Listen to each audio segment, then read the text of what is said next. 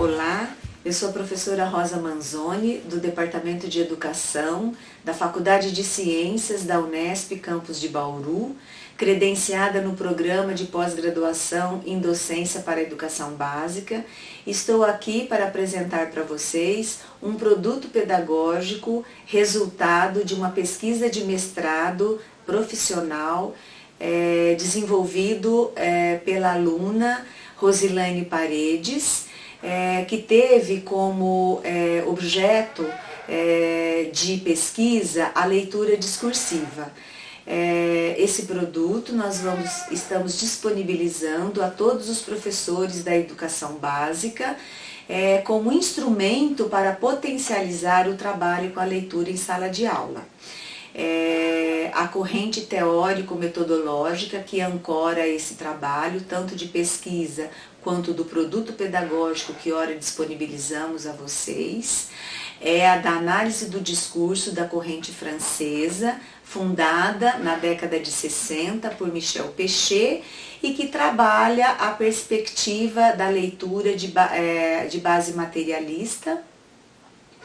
E para participar desse conjunto de exposições orais sobre o tema na leitura perspectiva de base materialista, nós convidamos 3 professoras da Unicamp, docentes e pesquisadoras dessa universidade, que são especialistas em análises, em práticas analíticas de objetos discursivos, tanto do ponto de vista da linguagem verbal como não verbal, e que vão trazer para nós experiências, né, pautadas nessa perspectiva. A primeira professora que falará para a gente a respeito da leitura na escola de base materialista é a professora Cláudia Pfeiffer, pesquisadora do Laboratório de Estudos Urbanos da Unicamp, e cujo tema da fala dela é a leitura discursiva no espaço da escola.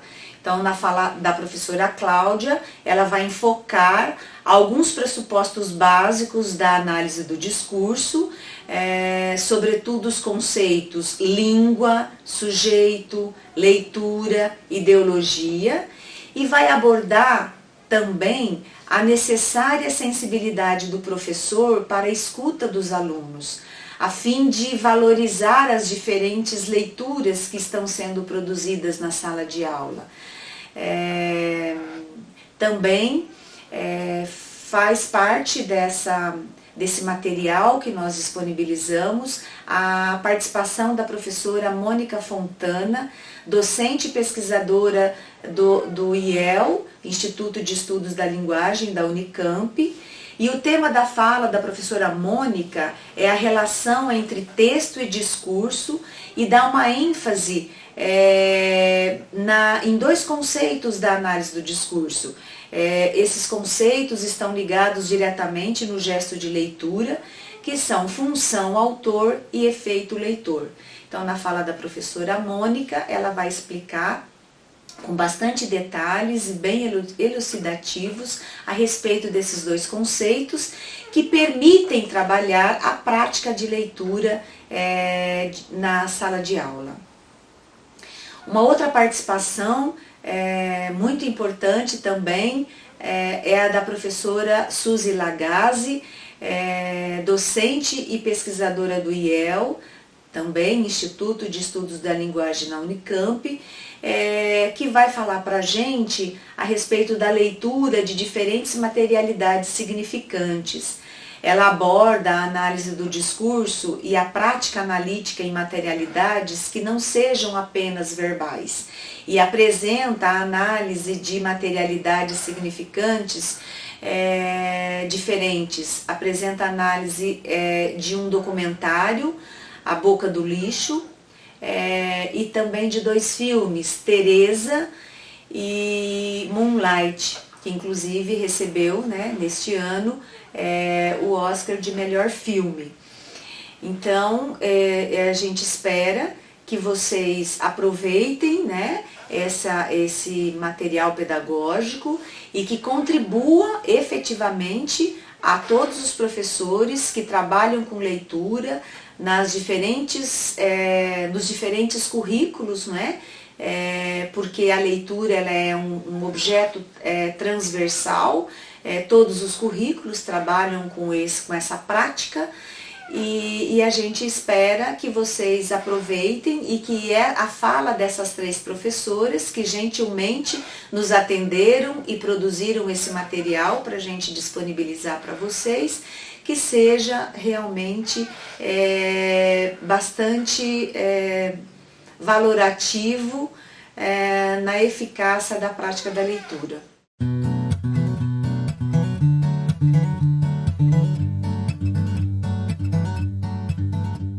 Eu sou Cláudia Pfeiffer, sou pesquisadora no Laboratório de Estudos Urbanos da Unicamp, Universidade Estadual de Campinas, e vou conversar com vocês um pouquinho sobre a leitura tomada discursivamente no espaço de escolarização, no espaço da escola, né?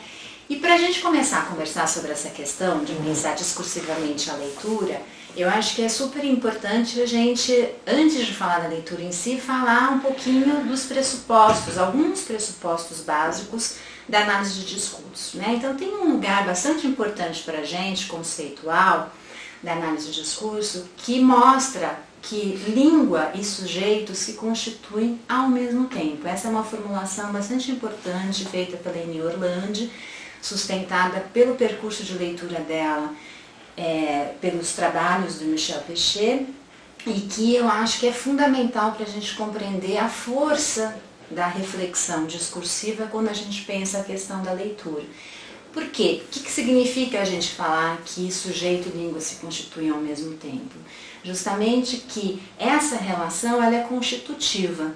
Então o sujeito ele só compreende as relações de sentido, as relações sociais, pela língua, pelo simbólico. E a língua se faz nessa relação com o sujeito. E é uma relação perpassada necessariamente, constitutivamente, pela ideologia, pela história.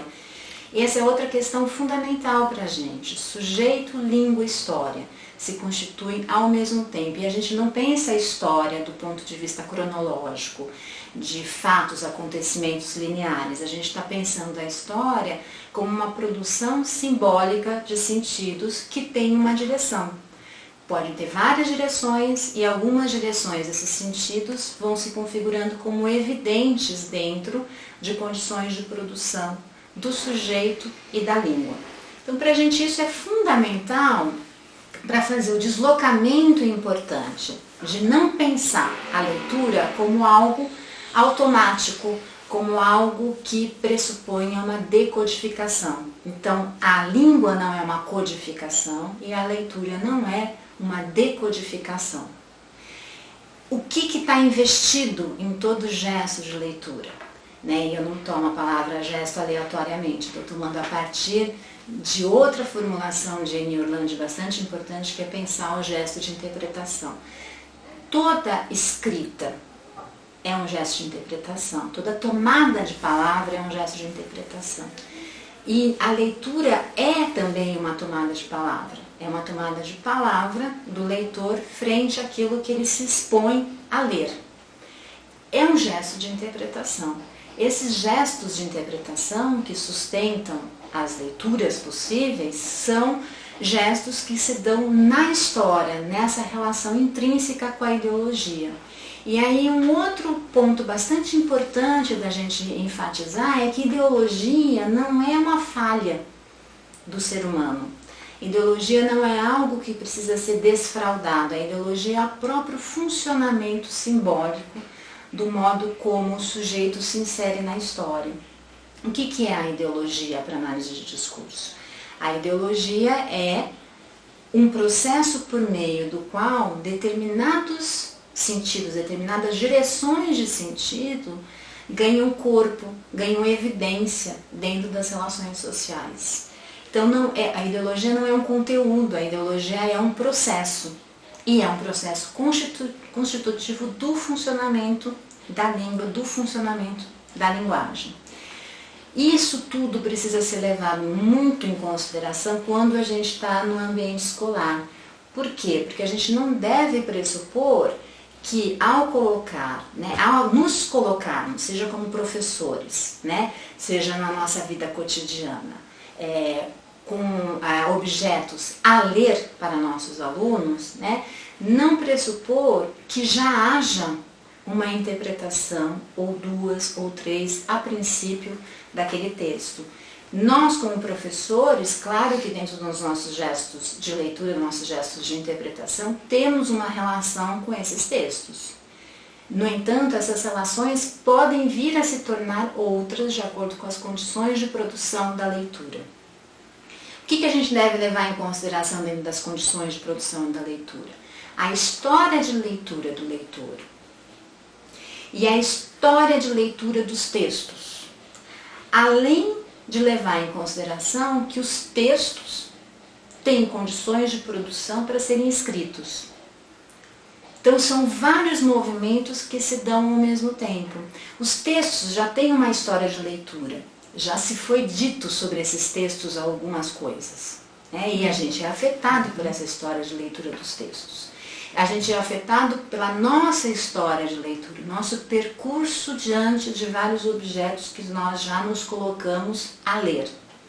E, ao mesmo tempo, aquele texto é um recorte, é um momento de condições de produção do próprio gesto de autoria na relação com aquela escrita que produz aquele texto, né? E aqui eu estou pensando mais restritivamente o texto, né, escrito, o texto verbal, mas claro que a gente pode colocar essas questões para diferentes materialidades significantes, mas eu não vou me ater a essas outras materialidades, justamente, né? Voltando um pouquinho, né, para a questão da mais geral da análise de discurso, para a gente compreender também um pouquinho mais o que está implicado nessa questão da leitura, é importante, é fundamental a gente lembrar que a análise de discurso, quando ela começa a ser construída nos anos 60, dentro de um cenário intelectual francês, pelo Michel Pechet e vários de seus colaboradores, é um momento que esse cenário intelectual francês, europeu de uma maneira mais geral, está se perguntando o que significa ler na ciência.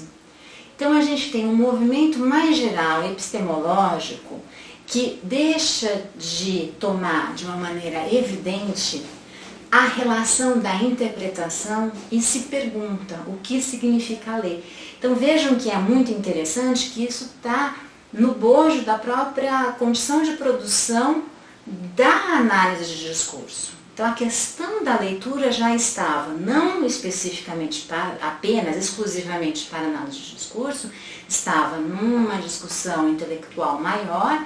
E Michel Pechet toma essa questão para tentar construir justamente um dispositivo teórico, por meio de conceitos, para se colocar a ler objetos de uma forma que não seja pressupor que a língua é transparente, e aí o código, a codificação, sustenta de maneira bastante forte esse pressuposto da transparência, e também que não seja ocultação. Então, o que o Michel Pechet vai mostrar para a gente? O que é importante é que a gente leve em consideração que todo objeto a ler, ele é opaco. Então, não é uma relação nem de decodificação, nem de desvelação, desocultação. É uma relação que leva em consideração que a língua é constitutivamente opaca, ela pode significar várias coisas, né? Ela pode produzir diferentes processos de significação, mas não qualquer coisa. Isso também é muito importante. É uma ênfase que a Neuroland dá em diferentes trabalhos dela. Não pode significar qualquer coisa, porque há a história, porque há o funcionamento da ideologia. E aí eu insisto, não como um defeito, né? Mas como algo que é constitutivo do próprio funcionamento da língua e, portanto, do sujeito, se a gente volta para aquele pressuposto que sustenta a análise de discurso, que língua e sujeito se constituem ao mesmo tempo. Então, É fundamental do meu ponto de vista, agora entrando para a relação, né, das práticas escolares, que o professor leve tudo isso em consideração e lembre disso também na sua tomada frente aos textos. Ele precisa levar isso em consideração, não só na escuta que ele precisa ter de seus alunos, né, frente às diferentes leituras que estão sendo produzidas, mas também diante de si mesmo. Por quê? Porque há condições de produção para a leitura do professor. E muitas vezes, seja o livro didático, ou sejam outros tipos de manuais sobre literatura, por exemplo, eles vão cerceando as possibilidades de leitura.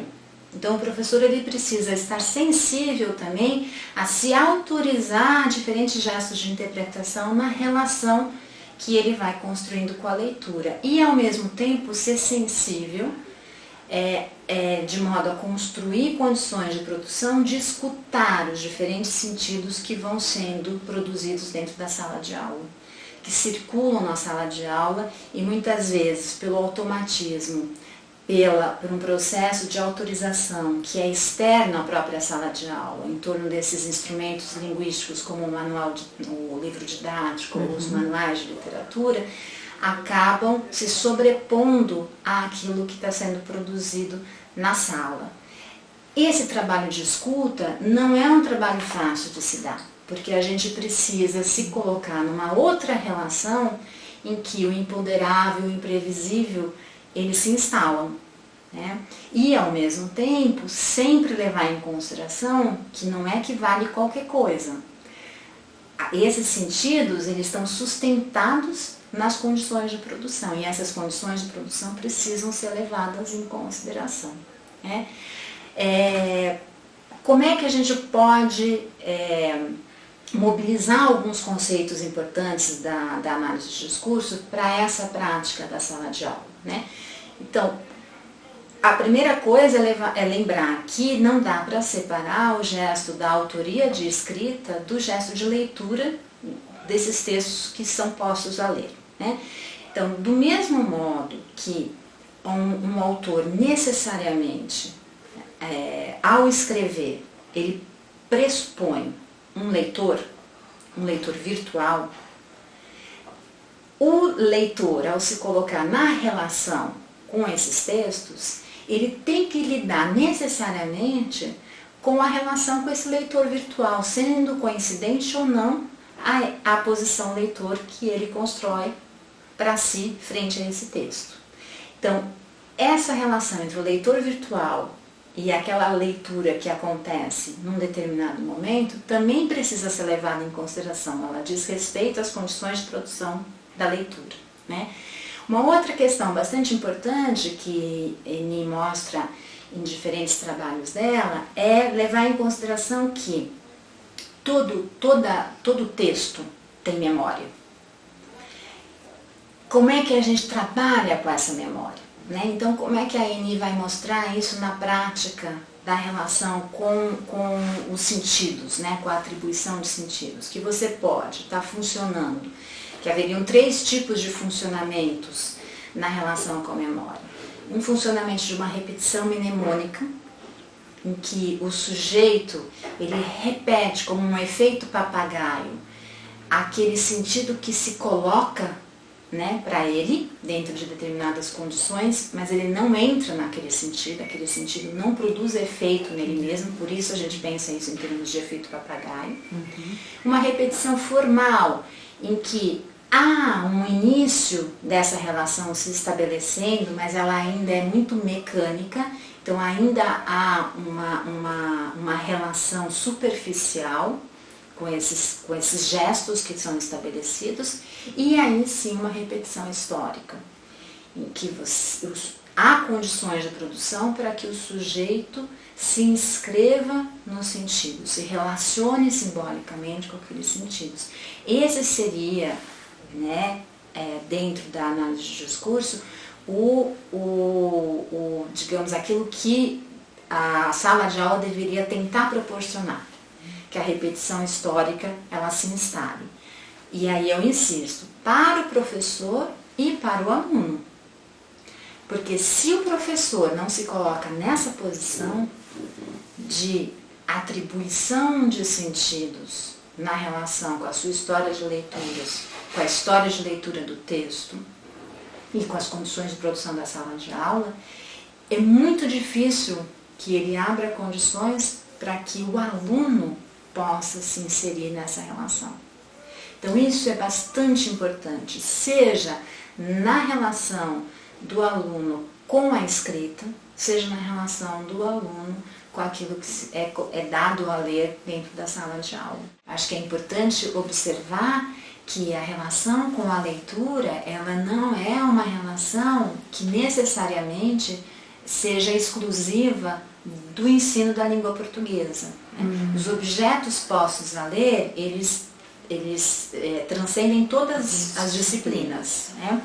E aí isso eu acho que sustenta de maneira bastante forte aquilo que os parâmetros curriculares insistem, né, atualmente, que é ter uma relação transdisciplinar. Então, como é que essa relação transdisciplinar pode acontecer? Justamente, não necessariamente que o conteúdo das matérias sejam transdisciplinares, mas o modo de compreender o objeto que está sendo ensinado sejam transdisciplinares. E aí sim que as reuniões entre as diferentes áreas de ensino, elas possam levar em consideração as práticas científicas que sustentam aquele ensino.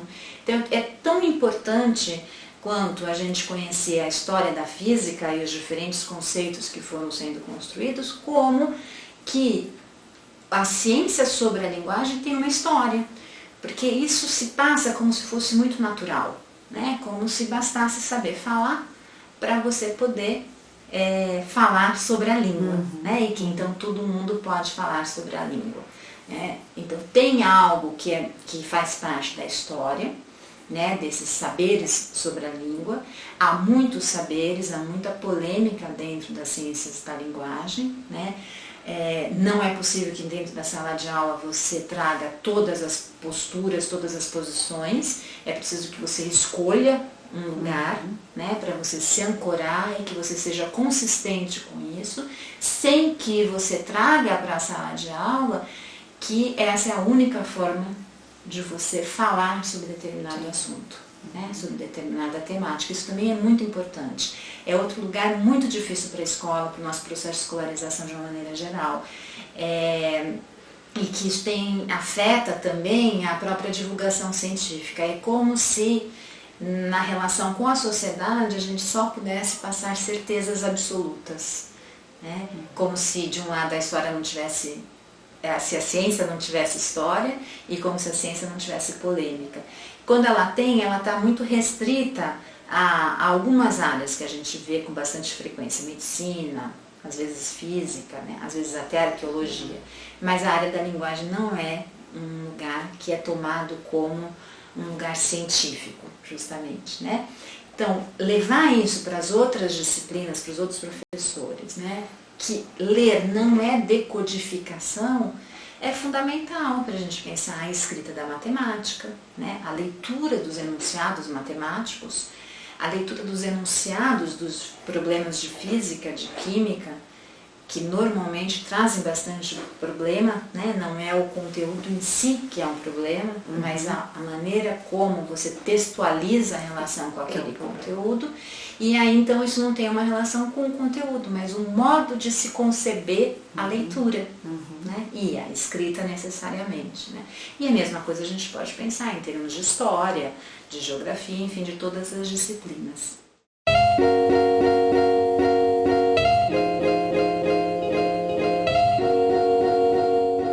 Eu sou a Mônica Graceira Sopi Fontana, sou docente do Instituto de Estudos da Linguagem, na Unicamp, pesquisadora também. Trabalho com linguagem já faz bastante tempo, do ponto de vista da análise do discurso.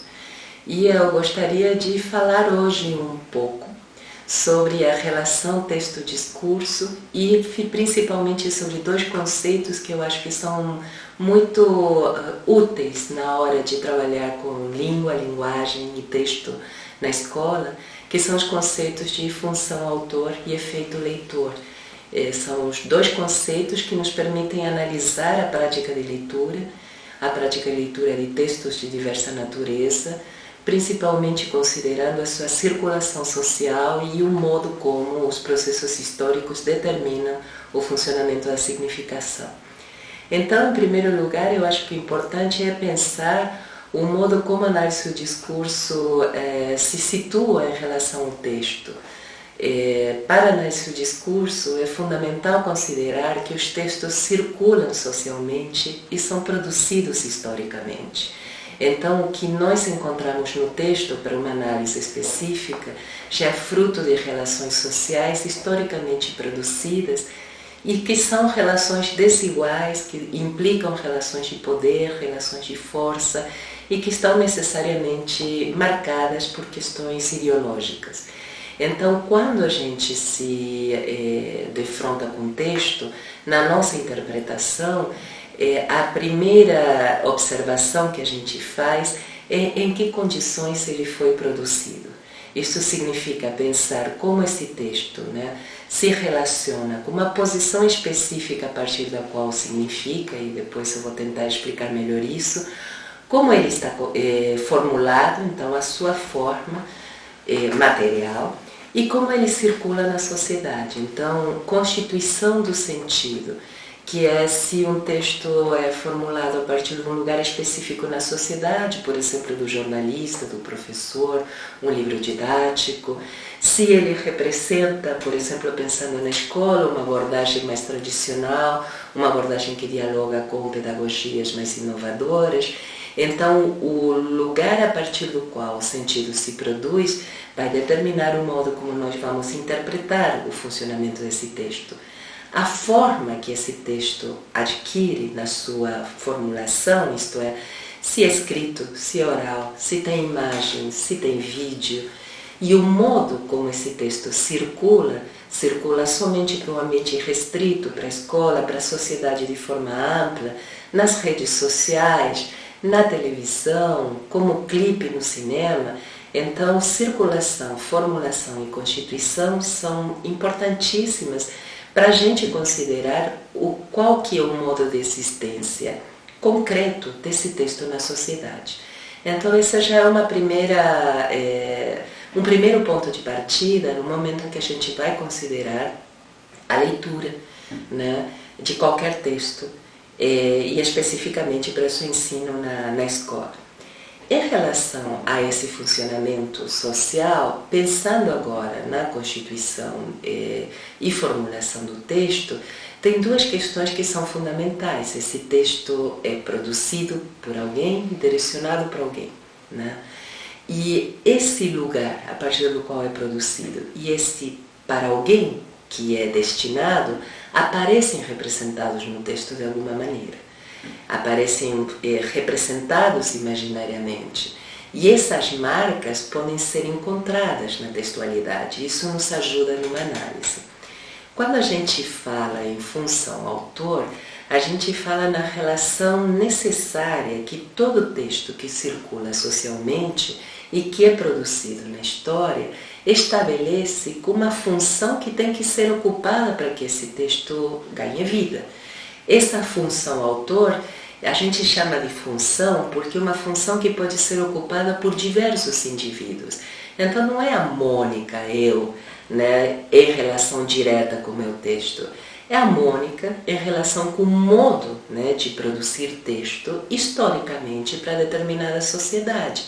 Eu não produzo da mesma maneira um texto para uma publicação numa revista científica, para um projeto de pesquisa, para escrever um e-mail a um colega de trabalho, ou uma mensagem do WhatsApp para meus amigos, ou quando eu mando uma mensagem para minha mãe. Eu sou sempre o mesmo indivíduo, mas a função autor que eu ocupo para produzir cada um desses textos é diferente. E isso vai fazer com que o texto ganhe uma forma diferente também. Então, a função autor, ela aparece refletida no texto, ela se representa e tem a ver com a forma que esse texto vai ter e com o modo como vai constituir aquele a quem se endereça.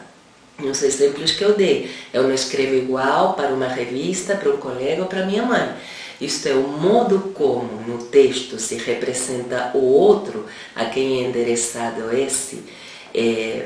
essa minha linguagem, faz parte da interpretação. Então, a gente trabalha a função autor em relação com o efeito leitor.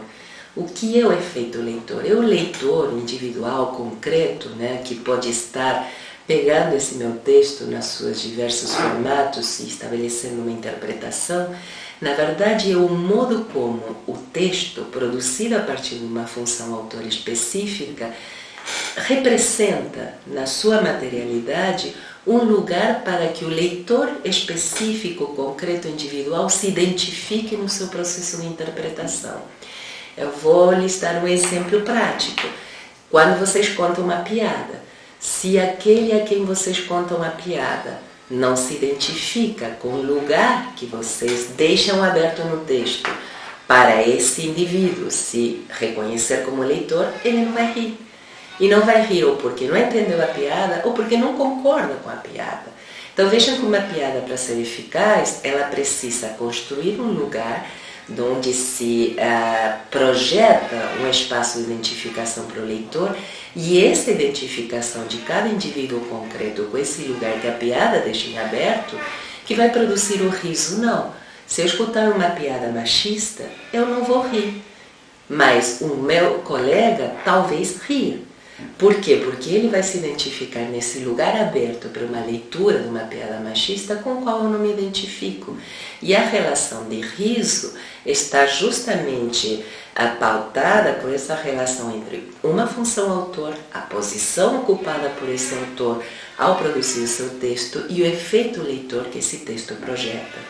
Então vejam que às vezes a gente diz, bom, como funciona uma piada? Uma piada funciona de diversas maneiras. Tem uma parte que é textual, tem pistas no texto, seja ele audiovisual, somente escrito, que são os gatilhos, né, que a gente precisa interpretar para poder rir. Mas não é só isso, não é somente a formulação do texto na sua forma. É a relação que se estabelece entre uma função autor e um efeito leitor.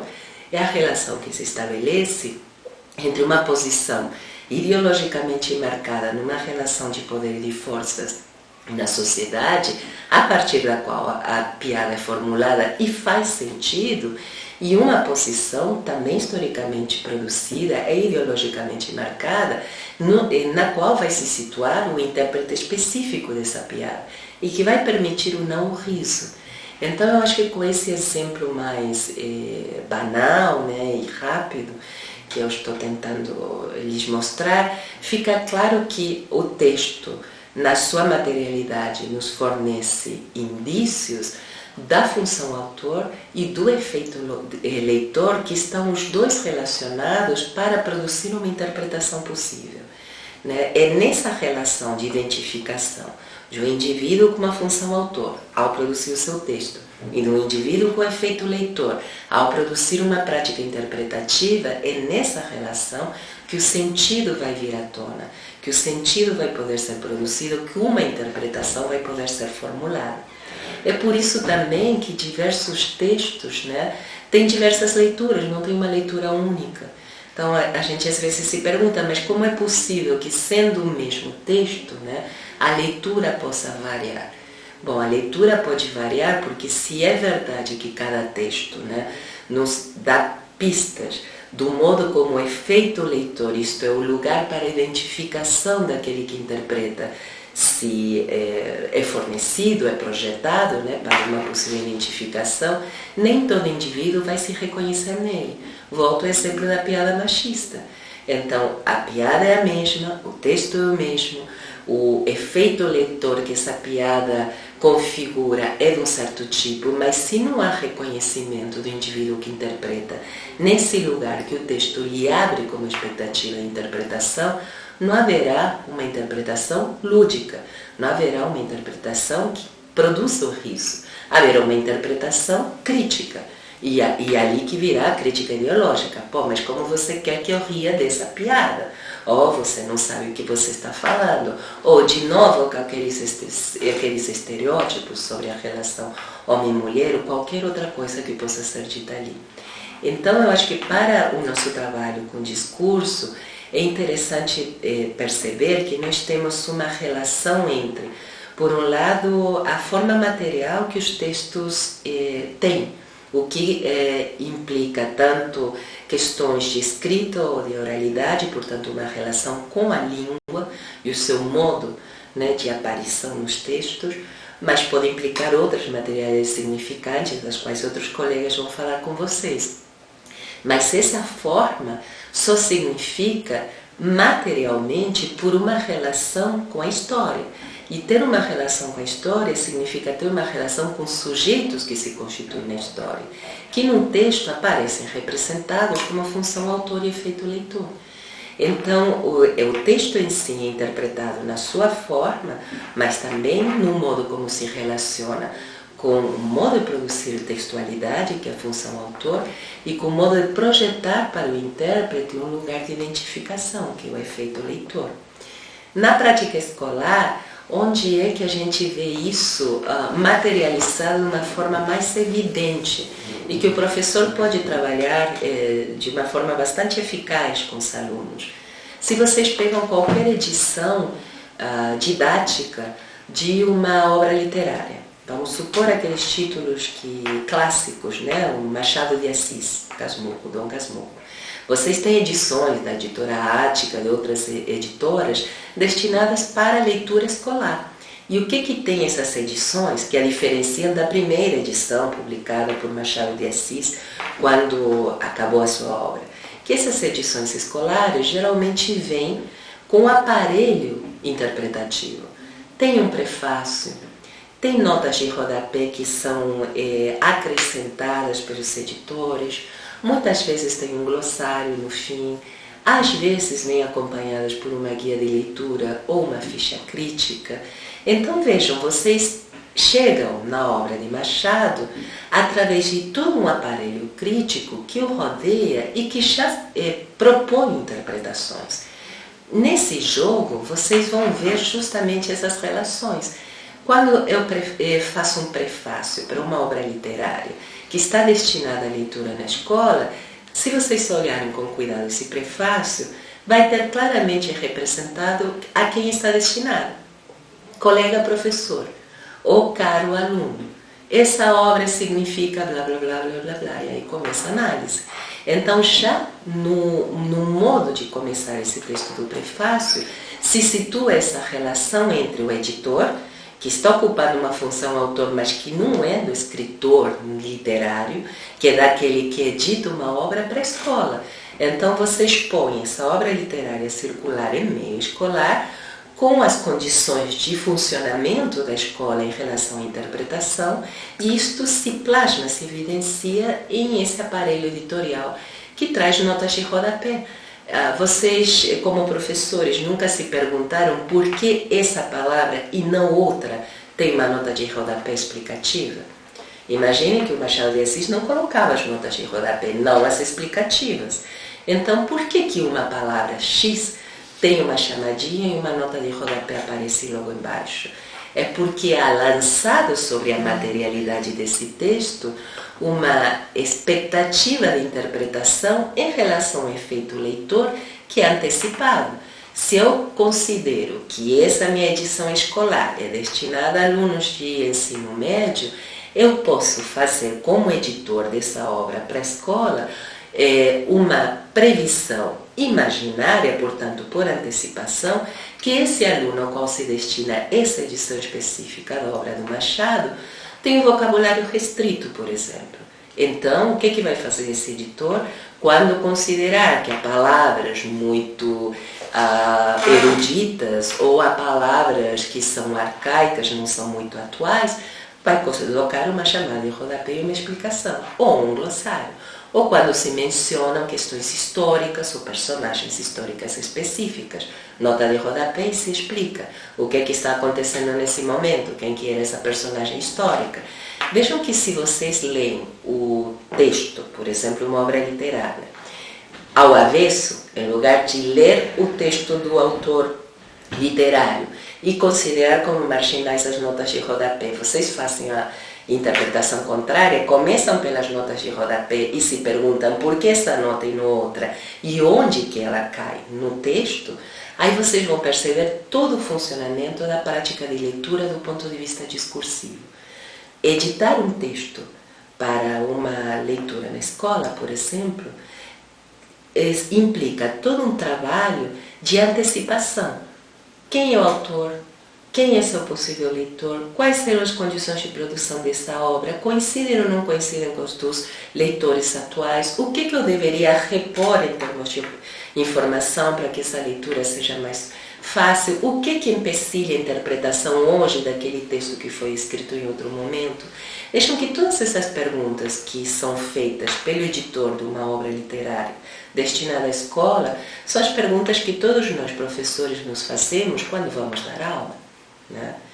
Esse mecanismo de trabalhar, né, com um efeito leitor, isto é, antecipar o lugar onde aquele a quem eu me dirijo vai se colocar na sua interpretação. Fornecer pistas no meu texto para facilitar essa suposta interpretação me constitui também como autor, porque eu vou estar organizando o meu texto em relação a essa projeção antecipada que eu faço do meu leitor ou do meu intérprete, numa fala como a que eu estou fazendo agora. Então vocês como professores têm essa experiência. Vocês organizam uma aula diferentemente para uma quarta série do que para um terceiro ano de ensino médio, mesmo que a matéria em princípio seja a mesma, a língua portuguesa. O que muda? Muda o efeito leitor que vocês estão antecipando, e isso faz com que mude o modo de ocupar a função autor. Eu vou produzir esse texto de outra maneira. Então, pensar a interpretação, pensar a leitura, né, no contexto da escola, por exemplo, do ensino, em relação a uma abordagem discursiva, é pensar nesse funcionamento, por um lado, do texto em relação às suas condições de produção, de que posição ele está sendo enunciado, né? Qual é a sua forma material e como ele circula na sociedade, e por outro lado, que tipo de relação específica, neste texto em particular que eu estou descrevendo e analisando, se representa em relação à função ocupada, né, pelo indivíduo para produzir o seu texto, a função autor, e aquele efeito leitor que o próprio texto abre por antecipação para que o indivíduo que interpreta em condições concretas possa ocupar, se reconhecendo, identificando ou rejeitando esse lugar previsto para a sua interpretação. Como eu já tentei mostrar para vocês, se há identificação e reconhecimento naquelas lugares que são projetados imaginariamente para mim por antecipação, eu coincido com a interpretação prevista desse texto, o exemplo da piada. Se não há identificação, eu rejeito esse lugar de interpretação que está previsto para mim. E isto vai dar lugar à diversidade de interpretações.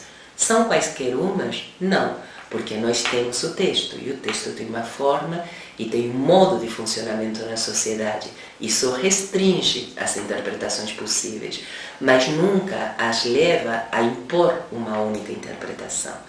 Se para um texto se postula uma única interpretação, isto já é feito num processo discursivo de silenciamento. Os textos não significam uma única coisa. Eles significam condições históricas de leitura. É produzir o efeito de homogeneização e de naturalização do sentido. Isto só é possível a partir de uma posição de poder.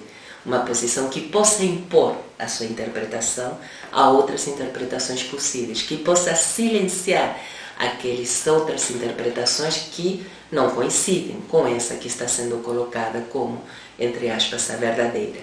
Então, do ponto de vista da análise do discurso, a gente vai trabalhar a relação, né, do texto com a função autor e efeito leitor, pensando nessa possibilidade polissêmica de interpretações possíveis entre um limite que nunca é a univocidade absoluta, isto é, todo mundo lê a mesma coisa, mas que também não é qualquer leitura aberta ao infinito, porque ali entram justamente as condições históricas de produção dessa interpretação.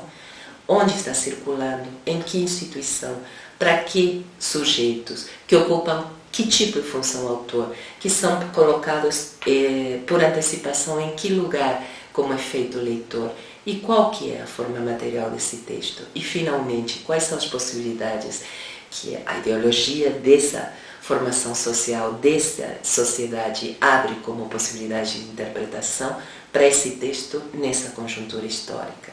É tudo isto que nós consideramos quando vamos trabalhar com leitura do ponto de vista discursivo. E espero que com essa fala tão breve vocês tenham conseguido entender um pouquinho mais como a gente faz isso.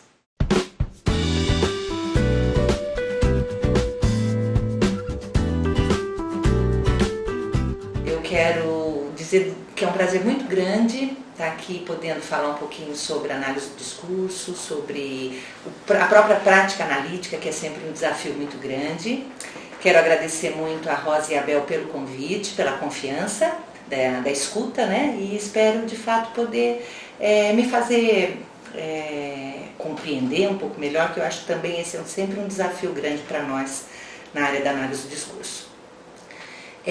Então, uma solicitação que foi feita mais especificamente pela Bel e pela Rosa foi falar dessa prática analítica em materialidades que não sejam apenas verbais, né? Então, eu acho que eu gostaria de historiar um pouquinho como é que eu cheguei a essa questão dessa formulação materialidade significante, que é uma formulação que me permitiu, de fato, começar a lidar melhor, né, com materiais que não se restringiam justamente a textos verbais.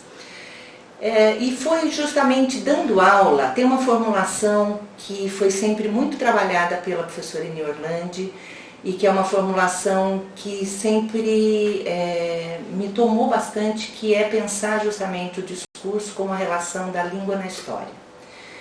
E a partir do momento em que eu comecei a me debruçar sobre materiais, então que não eram só verbais, né, e principalmente comecei com documentários, e depois também fiz algumas análises de filmes. Nesse momento, né, são dois,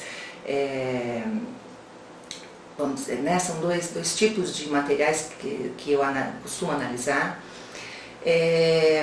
Então foi falando justamente, né, sobre essa prática analítica em filmes e documentários, quando chegava justamente para dizer, então o discurso, né, que a gente considera a relação da língua na história, aí eu parava e dizia, né, justamente língua ali não era suficiente para falar de toda essa materialidade envolvida quando você tem um filme e um documentário.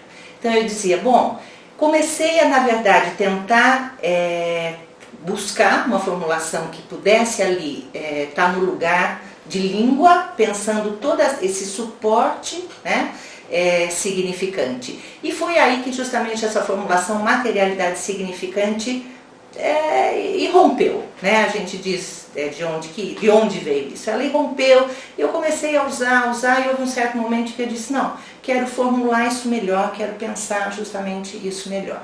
Então, todo investimento foi, né, justamente para poder dar conta de pensar toda essa estruturação, né, esse suporte, então, material, esse suporte significante. Então, justamente pensar, né, já essa dissociação que para a análise do discurso é tão fundamental entre significado e significante, né, como é que a gente vai entender isso? O significante, sempre esse suporte sobre o qual o sentido se produz.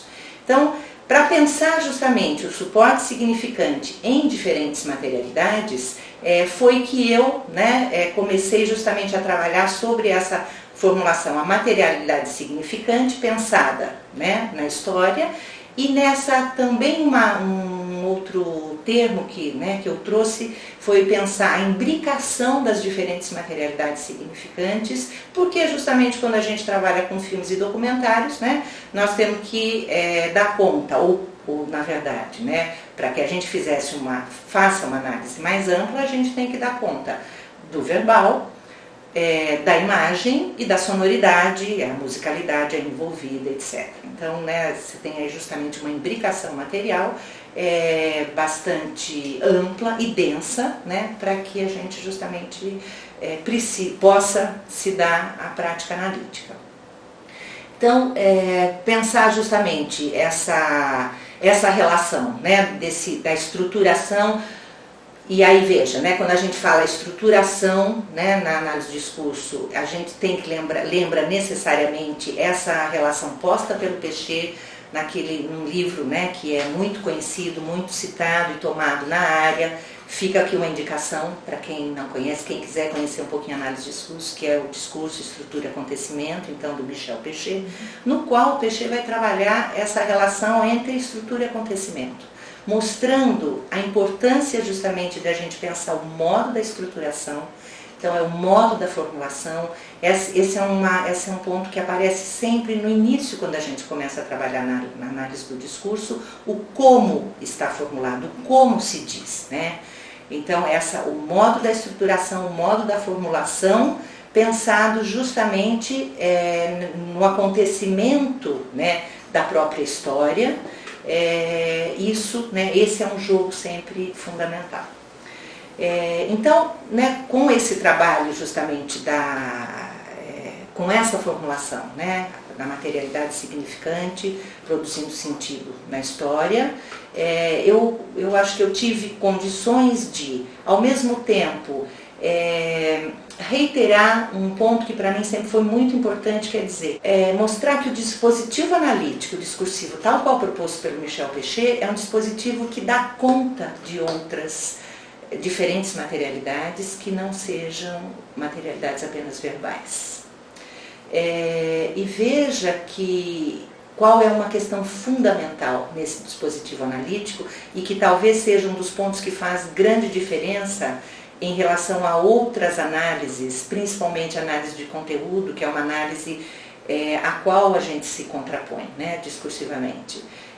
A essa relação também trazer a questão da memória discursiva, pensar justamente então sempre a formulação frente a essa memória, frente ao interdiscurso, né? Então, se nós buscamos compreender sempre no funcionamento discursivo as posições de sujeito, né, que estão ali constituindo as possibilidades de dizer, essas posições de sujeito, elas estão, né, na relação com formações discursivas, que são recortes dessa memória discursiva, desse interdiscurso, né? Então, eu acho que, para mim, foi sempre um ponto importante justamente me debruçar sobre diferentes materiais, pensar a materialidade envolvida, as diferentes materialidades envolvidas nesses diferentes materiais e justamente me propor, né, me dispor a fazer análises nesse batimento estrutura-acontecimento, pensando sempre a relação formulação e memória discursiva, né? Então, o intradiscurso, né, remetido sempre ao interdiscurso. Eu queria aqui fazer pontuar uma questãozinha também que todo esse investimento de falar em diferentes materialidades significantes, há vários momentos em que eu vejo isso permitir uma confusão, que eu acho que é uma confusão redutora, então eu vou aproveitar aqui o espaço para deixar isso. Vejo muitas vezes essa formulação materialidade significante sendo tomada na mesma relação de materiais. Então, por exemplo, chamar um anúncio de uma materialidade significante, né? Chamar um filme de materialidade significante. Então, acho importante a gente aí mostrar que, por exemplo, quando a gente pensa, então, a relação da língua na história, né? E quando a gente diz que a língua é a materialidade do discurso, o discurso é a materialidade da ideologia, a língua é a materialidade do discurso. Se eu, né, justamente estou buscando pensar, né, para além justamente do verbal, ou seja, a língua aí não vai ser, né, a única materialidade envolvida, percebe que quando a gente fala da língua, pensando a língua enquanto materialidade, nessa perspectiva materialista, nós estamos pensando a língua enquanto, né, uma estrutura falha, né, isso é um ponto importante, porque ela, né, tem brechas o tempo todo que permite um movimento ali, né, mas a gente está pensando sempre esses elementos constituintes desse suporte material, justamente então que vai se dispor a acolher, na verdade, a produção dos sentidos, né? Então, isso eu acho que é um ponto importante para que a gente não reduza e não comece a bagunçar e tomar uma coisa por outra. Então, quando a gente fala quais são os seus materiais de análise, né? Então, você pode tomar textos de jornal, você pode tomar redações de alunos, você pode tomar então filmes, pode tomar documentários, você pode tomar uma música, você pode tomar uma performance corporal, percebe? E aí, nesses diferentes materiais, você vai ter diferentes materialidades envolvidas, né? Então, esse eu acho que é um ponto, é uma fineza aí teórica que a gente tem que ter o cuidado para não reduzir e, né, começar, porque é um termo muito, a questão da materialidade é muito difícil, né, no próprio dispositivo teórico-analítico. Então eu acho que é um cuidado justamente então para a gente pensar sempre, então quando eu penso materialidade, a questão dessa estruturação, né, que vai trazer esse suporte significante é fundamental. Então eu queria também dizer, né, que essa questão essa formulação materialidade significante, essa é uma formulação que aparece uma vez naquele texto da Eni, né, que vai tratar sobre o verbal sobre o não verbal, lá na revista Rua, acho que é a Rua 5, se não me engano, mas depois vocês podem... Sabe qual é? É especial. Não. Ah, não, é anterior, né? Lá atrás, do verbal sobre o não verbal. Vocês podem até. Sim. Mas enfim, ele aparece uma vez lá naquele texto, mas parece que ficou lá. E eu acho então assim, é importante, né, quer dizer, ao mesmo tempo, não se trata da gente de estar aqui reivindicando a autoria da formulação, né? Mas eu quis de fato fazer um investimento muito grande sobre essa formulação, né, na decorrência, nas possibilidades de análise em todos esses materiais justamente, né, que não traziam apenas o verbal aí para ser analisado. Então, né, eu acho que assim, esse ponto, reiterando, né, o dispositivo analítico, né, discursivo, principalmente nessa relação entre intradiscurso e interdiscurso como fundamental para que a gente possa compreender no funcionamento discursivo essas posições de sujeito aí envolvidas, nessa questão também, né, justamente, como então lidar com outros materiais, né? Talvez isso... eu acho que aqui eu vou então retomar algumas análises nas quais eu acho que eu fiz um investimento grande, um investimento longo, e que foram me permitindo compreender de fato um pouco melhor mesmo esse debruçar, né? Me debruçar sobre essas questões. Porque é um outro ponto que a gente sempre diz, análise do discurso a gente aprende fazendo análise do discurso, né? Você pode ler todo o arsenal teórico, enquanto você não faz uma análise, você não tem aquilo de fato, né, os conceitos compreendidos e todo esse procedimento analítico também bem compreendido. Foram muito importantes para mim, o começo, na verdade, de todo esse meu investimento veio lá com Teresa, que é um documentário do Kiko Goifman sobre o presídio de Campinas, e também Boca de Lixo. Na verdade, o primeiro mesmo foi Boca de Lixo. Eu, né, então, fiz investimento em várias disciplinas, trazendo Boca de Lixo, aos poucos fui me aproximando. E tem um momento, eu acho que tem um ponto da análise do Boca de Lixo que talvez dê para esclarecer um pouquinho mais, né, esse fazer analítico justamente, principalmente no caso do Boca de Lixo, eu acho que eu consegui avançar um pouco mais em relação à imagem naquele momento, que foi pensar, né, então assim, muito tempo debruçada sobre o Boca de Lixo, que é então, não sei se eu já falei, que é um documentário do Eduardo Coutinho, sobre, né, uma boca de lixo, um lixão do Rio. E aí vai na análise, volta o filme, vai para o filme, e aí fui capturada, na verdade, por uma cena, né, vamos dizer, na qual você tinha catadores debruçados pegando lixo.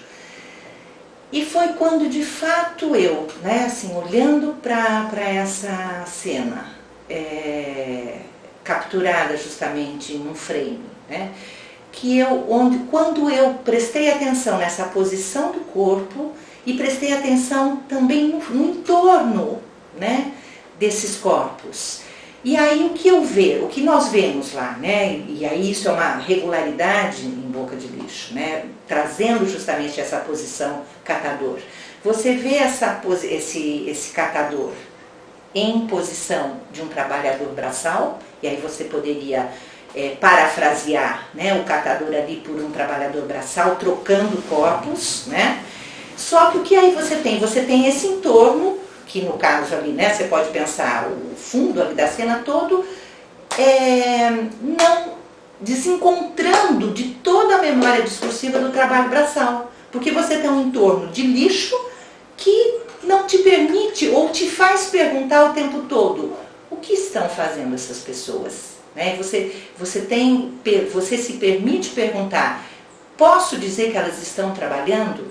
Veja, e esse é todo o ponto. Então, qual é o sentido, né, que essa posição, esse modo de se formular o corpo ali naquela cena, como é que aquilo justamente, que sentido ele produz? Produz o sentido de trabalho, mas também produz o sentido de não trabalho, porque a nossa sociedade não aceita o catar o lixo como de fato um trabalho legitimado, né? Nenhum de nós vai dizer, não, eu estou me formando, estou me preparando para catar lixo, né? A gente não vai encontrar isso na nossa sociedade. Então, foi essa justamente, conseguir olhar para isso, percebe? Então, conseguir pensar o modo da formulação, ao mesmo tempo nessa memória discursiva, então remeter a questão a uma posição que poderia significar trabalho, pode significar trabalho, mas ao mesmo tempo fica questionada frente a essa memória que esse entorno trazia, né? Porque eu tinha ali, na verdade, uma memória que me trazia um entorno que não coincidia com aquele. Então, esse jogo foi ao primeiro momento, acho que foi a primeira compreensão que eu tive da possibilidade de pensar a formulação na relação com a imagem, ao mesmo tempo a formulação pensada em termos de um intradiscurso na relação com a imagem, pensando a memória discursiva também. Quer dizer, se eu posso pensar a imagem nessa relação intradiscurso e interdiscurso, eu estou trazendo de novo a base, o fundamental do procedimento analítico discursivo materialista e, né, foi mais um passo que fez com que eu continuasse dizendo: o nosso dispositivo teórico, analítico, discursivo dá conta de diferentes materialidades significantes, dá conta de análises que não se restringam apenas ao verbal. E claro, né, quer dizer, foi um primeiro passo aí eu trouxe, né, agora falando especificamente aí da formulação na imagem. Eu inclusive gosto de usar o termo formulação pensando mesmo a imagem. Acho que, né, quer dizer, é uma deriva aí, mas é uma deriva que acho que faz sentido. Claro que tem, então, pensar de fato a imbricação, na própria análise depois que eu fiz, né, um investimento maior no conjunto do Boca de Lixo, tem aí o verbal, né? Então tem uma questão verbal que aparece sempre. Veja, eu fiz essa análise especificamente pensando esse frame, nessa relação do corpo e tal, e a questão do trabalho, ela ressoa em todo o documentário, quando você tem os catadores repetindo o tempo todo, eu não estou roubando, eu não estou matando, eu estou trabalhando. Essa é uma formulação repetida várias vezes, e veja, não se trata justamente apenas de uma repetição quantitativa. Ela é ali uma formulação aí verbal fundamental. Por quê? Porque vai trazer esse mesmo lugar que a imagem aí traz, desse questionamento. o que estão fazendo esses catadores, eles estão trabalhando? Então vejam como, de fato, reivindicar aquela prática como trabalho é alguma coisa que tem que estar contraposta a matar, roubar, que são extremos, né? São gestos extremos na nossa sociedade, para dizer, não, catar lixo é alguma coisa, pode ser algo digno sim, não é nem matar, não é nem roubar. Então vejam, né, a força justamente aí da questão, a força dos sentidos, né, pensado nessas condições de produção diferentes. Eu acho que também essa é uma análise que nos permite compreender melhor essa questão das condições de produção. Você tem então o mesmo gesto, uma mesma postura de corpo significada em condições de produção muito distintas, muito diferentes. Então, para a gente ver de fato a força do nosso dispositivo analítico discursivo, como trabalhar a questão da memória discursiva, sempre pensar as formulações e o modo da formulação frente a essa memória, a esse percurso de sentidos que vão constituindo a nossa sociedade e que vão justamente demandando interpretação dependendo da posição de sujeito que você tem ali constituída, né, e produzindo sentido, sendo demandado simbolicamente. Então, Boca de Lixo, de fato, ele tem uma marca para mim muito forte. Foi um investimento foi um tempão até que eu conseguisse ter esse olhar, né? Eu diria ali, né? Naquele momento, acho que para mim foi um olhar certeiro. Quando eu olhei aqui, consegui enxergar aquela posição de corpo que destoava daquele fundo, daquele entorno. Falei, nossa, aqui, né, tem uma coisa importante, tá? E eu acho que então foi assim uma experiência muito importante para mim. Depois no Tereza, né, Tereza também eu me debrucei sobre o Tereza um tempão. No Tereza eu acho que eu consegui trabalhar também assim com algumas compreensões importantes essa relação do verbal e tinha a questão do verbal, das formulações, porque assim o Tereza tem um ponto muito interessante. Então, pensando em termos de regularidade, qual é a regularidade, né, que eu trouxe na análise do Tereza, pensando a questão da formulação verbal? Você tem histórias no Tereza, histórias sempre entrecortadas, né? Elas não têm nem começo nem fim. Então, você tem personagens que aparecem, né? Então a imagem de personagens que aparecem já contando histórias já começadas. Depois você tem né, tem a troca dessas personagens e então entram outras figuras e mesmo a tomada de rosto são tomadas muitas vezes entrecortadas. Tem só uma parte do rosto às vezes aparecendo, muitos rostos atrás de grades. Então percebe que esse entrecortar se dá em termos das histórias, que esses presidiários, que é outra coisa interessante, fica uma confusão muito grande entre o ficcional e essa realidade. São presidiários, mas são personagens também, né? Em muitos momentos a gente, enquanto espectador, se perde aí nessa relação. E além disso, então, trabalhando esses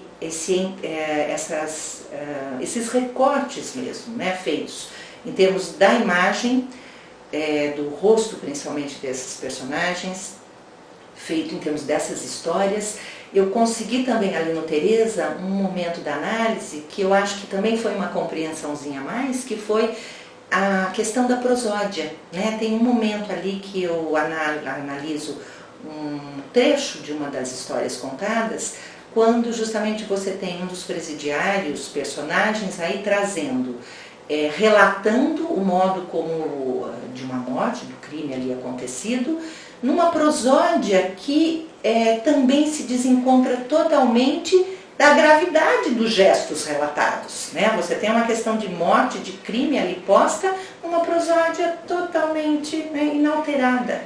E foi também um ponto, então, isso tudo para dizer, né, essa busca em termos da imbricação material, de como você tem, então, conseguir, na verdade, compreender essa regularidade desses recortes que se dão ali no Tereza, em termos da imagem, em termos, né, do verbal, dessas histórias, e também junto com isso, né, o modo como num certo momento você tem ali essa questão da prosódia, a questão da sonoridade envolvida. Então, assim, eu acho que é um caminhar que vem se dando, já são aí vários anos, acho que mais de 10 anos de investimento nessa relação com filmes e documentários. Tem o último trabalho que eu fiz, que está ainda gatinhando, mas que foi muito legal, foi analisar agora o Moonlight, né, que é o filme que ganhou o Oscar, melhor filme. E no Moonlight, eu acho que eu consegui dar alguns passinhos a mais também, pensando de fato essa questão da imbricação, né? A análise está num momento em que a questão da musicalidade, eu consegui tomar bastante a musicalidade enquanto efeito importante, né? Para pensar esse sujeito, né, que vai aparecendo, que vai sendo construído em Moonlight, porque assim, Moonlight você tem não estragando o filme para quem não viu, mas você tem uma subdivisão nele, né, que é a personagem menino ainda, o Little, depois você tem esse personagem adolescente, que aí você tem o nome mesmo do personagem, que é Sharon, e depois você tem ele adulto Black, né? Então, aquilo ao mesmo tempo buscando o que une esses três momentos, esses três personagens que se fazem um só, pensando fortemente a questão da musicalidade envolvida. A música é muito forte, né, no Moonlight, é muito linda essa relação. Então, pensar o modo de estruturação todo do Moonlight está sendo, né, porque aí justamente eu comecei, fiz um tanto da análise, mas estou continuando, ver, né, justamente, ou seja, também, e olha, né, não tenho formação musical, mas pela pouca, né, assim, eu acho que conseguir trazer também elementos sem que houvesse necessidade de uma formação específica aí, mas claro que aí uma assessoria eu acho que vai ser fundamental e vai poder me ajudar muito, mas vejam como, né, dá para se debruçar mesmo, pensando o modo da estruturação, e esse modo da estruturação fazendo sentido, né, fundamental nessa produção de sentidos, frente às condições de produção. A análise de discurso começou com o texto, de fato, né? Mas é um dispositivo riquíssimo, belíssimo, fortíssimo, e aí tem toda a nossa, né, paixão pela análise de discurso falando aqui, que nos dá a possibilidade de nos debruçarmos sobre materiais de uma complexidade material muito grande. E fica aqui o convite, né, para que vocês se arrisquem, se debrucem, que a paixão aí, o prazer é muito grande, a angústia nos acompanha o tempo todo, mas eu acho que quando a gente consegue chegar a compreensões, né, que consequentes em termos dessa relação de pensar o político no social, pensar esse conflito de sentidos, esse jogo de sentidos, que é isso, né? Quer dizer, nós enquanto analistas de discurso queremos desnaturalizar aquilo sobre o que não se pergunta, né? Então, uma das coisas que eu acho que a gente sempre reitera, se alguma coisa te permite dizer é claro que, desconfie disso, dê um passo para trás, respira fundo e diz, é claro para quem? Né? Então esse é todo o nosso investimento, desnaturalizar interpretações, fazer com que de fato a interpretação seja o grande mote analítico, né? Então tem uma fala que a gente retoma sempre, né? Vinda do Peixe, e aí o Paul Henry também eu acho que entra muito nessa história, assim, né? Negar a interpretação no próprio momento em que ela se dá. Ou seja, você considerar que uma interpretação, uma compreensão sua, é alguma coisa que vem a partir de uma determinada posição. Então, o nosso olhar do analista vai sempre pensar isso. Então, você não vai tomar a interpretação né, como algo nada mais a dizer, essa é a verdade, né? Nós nunca vamos trabalhar com o conceito de verdade, ou vamos pelo menos sempre dizer, há no mínimo muitas verdades, né, dependendo da sua posição. Aquilo que nos parece verdade é uma possibilidade, é uma interpretação frente a um conjunto né, de posições muito distintas. Então, eu acho que é isso, né?